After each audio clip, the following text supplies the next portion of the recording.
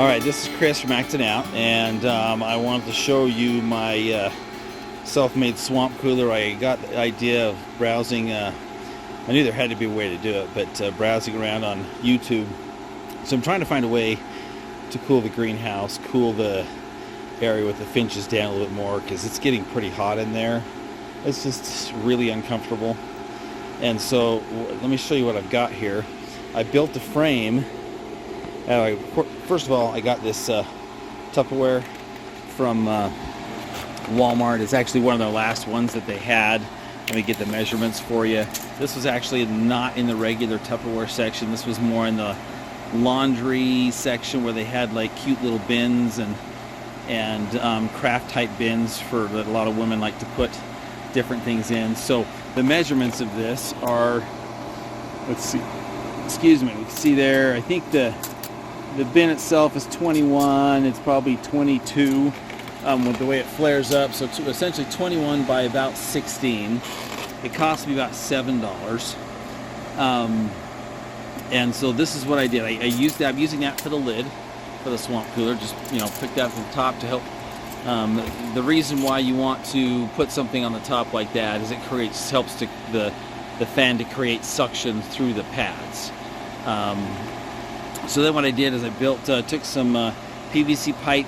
I think it cost me, I already had the PVC pipe, plenty of it just on hand, so that didn't cost me much, but this stuff is like $3 a pipe for like 10 feet of it. And so I already had the pipe on hand, so I just had to get the joints. I had some, these aren't elbow joints, these are 3-way joints. So I had to get like 8 of those. I think they were like $2, or was that right? Yeah, they're about $2 at Lowe's. They were $3 at Home Depot if they had them. So pick those up, and then I just have 2, I'll show you here in a minute. So I've got basically those on all the corners to make the shell. Fitted those on the inside. Again, it's running across the bottom for support, so I just basically made this box with that. Let me get up in here around the front and show you. Now, I was a little bit lucky because this fan I actually already had. This swamp cooler fan here, it's actually a smaller one for a mini swamp cooler, window style cooler. But I think you can even use one for if it's a downdraft one. But this was a smaller one. You can see actually the width here. Let me get my tape measure and I can tell you the dimensions of it. Sorry. So this whole cooler is only the fan. It's 10 inches wide. I can set it up with a switch to do variable or to do multi-switch with it if I want. But that's the fan inside there. I'm going to open the lid in just a second here. And this is one of the differences I made is I wish I had a bigger board, but to keep this board out of the water, I made another cross beam here with some T's. And so this is actually just zip tied. This board, the fan is attached with some screws into the back of that, cut a hole in it, cut some holes in the side, so you got zip ties holding that board on there. I'm going to get something to fill in that right there, because again it's kind of sucking just warm air from there, holding it up through, and when I get that close it'll force it to suck through the pads more. That was a little bit tricky to get going, and I used my table saw to kind of just raise the blade a little bit. Those grooves to fit around the corner pieces, they are just the width of a blade, so I just raised my table saw blade up to run it over the blade a little bit and cut those in so it would fit good in those corners there. So let me open the top of this here and show you what we got. This tubing right here is actually just regular swamp cooler tubing that runs from your swamp cooler pump, and it's 1/2 inch stuff. You get it. It comes in packages of 5 feet, and I actually ended up needing, I think it was total 9 feet that I needed from the pump all the way up around here, crossed back down, and then I've got a plug to keep the mat here pushed in. I just lifted up the plug there, but you can see that how that's attached there. Just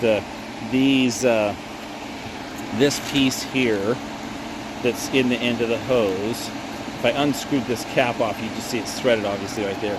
And then this piece right here, I just got at a plumbing supply place. They're actually for connecting drip lines.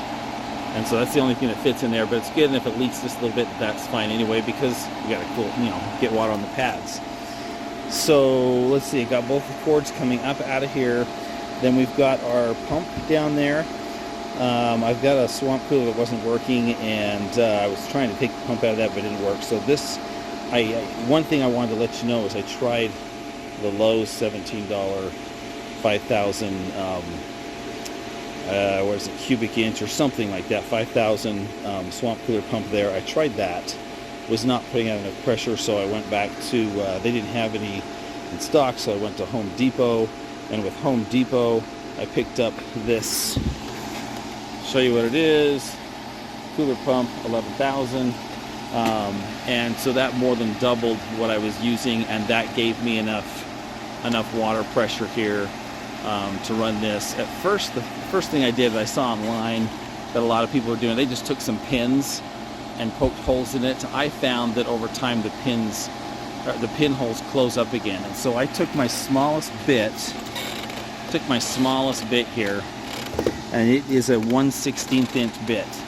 I took that. Now you don't do it from the outside here, because if you do, your stream's going to be shooting out. So I came around from underneath, from the inside here, and pulled this in, and I did on a slight angle backwards. But I just drilled, I've got a hole here, in addition to all the pinholes I did about every ½ inch to an inch. Then I did in basically here, in the middle, and on the end, on each side. Middle, sides, did that on the top here.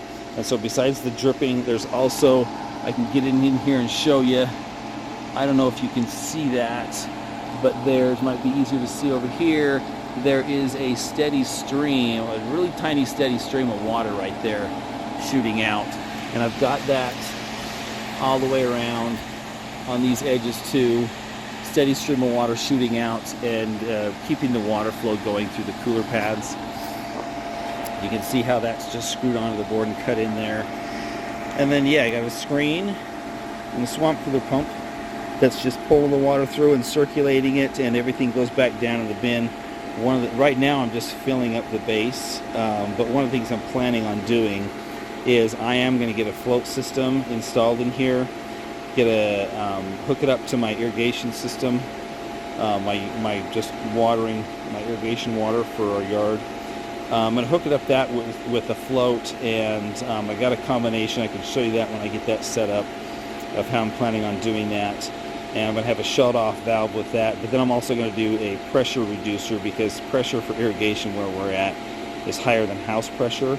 And I just don't know that the hoses and everything coming in can handle that pressure. So I'm going to get an irrigation pressure reducer. I think they're like $10 at the home improvement, like Lowe's and the Home Depot. So I'm going to get one of those to put on before. But I am going to get a float put in here to keep the water in, and hook that up to my hose. Outdoor hose and stuff there. But so I got this together, and when you put the lid on this, and the suction's coming through just the pads, and then you sit in front, the temperature I can feel coming out of this is feels at least 10 degrees cooler than the ambient air temperature. I may check that out with the thermostat, but yeah, that's my swamp cooler that I made with PVC pipe and a storage bin. So I appreciate those on YouTube that were experimenting with different versions of this, and I kind of took some different ideas from different people and came up with my own. But I did have to, like I said, these pump hoses, that's what they are, come in 5-foot lengths. See that? And they weren't long enough, so I had to get this drip line connector here to connect the two hoses together. And yeah, that's my swamp cooler. I've had to do quite a bit of experimentation, like I said, with getting the holes right so the holes are dripping and you got a steady stream in addition to the drips with the water pressure, so we can keep the water flowing. It looks dry here on the front, but you can't actually find a pad that fits this. This wraps all the way around. So what I've got is Home Depot cooler pads here. They were like $2. It's a 20 by 36. And what I've got, the 20 was the right width here, and it drops down inside the bin. And so I've got one of them that comes around here like this, and I've just got them attached with the hose. So these ties just go through the mat, back around and twist tie, and it holds this too. One thing I had to do as well, I couldn't just throw them on there. It's actually, the hose is lower on this side, and it gradually raises up before it goes down.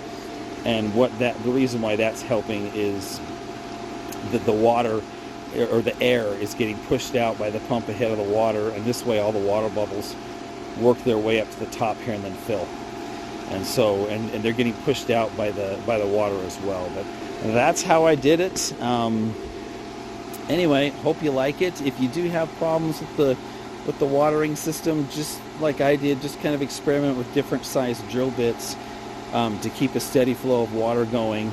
The pinholes, they do some dripping, but just it takes forever. Most of the water is just pushing right through. So if you don't have some bigger holes to stream the water out, it just takes forever. It sits here for a long time before the pads start to get wet. In some cases, when it's really hot, the pads are evaporating the water faster than, or as fast as they're filling. But this way, when I've got the bigger holes and there's a stream shooting there, again, it's hard to see because you've got this other wood stuff there that kind of looks like the stream. But if you have problems with that, where they keep, like I had with the pinholes, you do a hole in there, but then they shrink, the rubber, the hose shrinks around the hole and reclogs it up. So you actually do have to get more of a hole in there for it to stay open as you're going through with this. So that was one of the big things that I had a hard time with, is getting set up right, was getting those holes more the right dimensions, or the right size, so they weren't sealing back up on me, and they continued to give a good steady flow of water going on. So yeah, so this is just going to sit on, I've got a bench that's a bench in my greenhouse, a workbench, and this is just going to sit on that and facing the outdoor, and it's going to be in a corner, so it's going to be sucking that air in the shade behind it. And yeah, that's what I'm going to use to start getting cooler temperatures in my greenhouse. So hope you like it. Please appreciate a thumbs up and a subscribe if you like the videos. Come back for more. Also, if you're finding this on Rumble, then I encourage you to punch that bag and punch that Rumble, and follow along on Rumble, and we'll send out more. Thanks.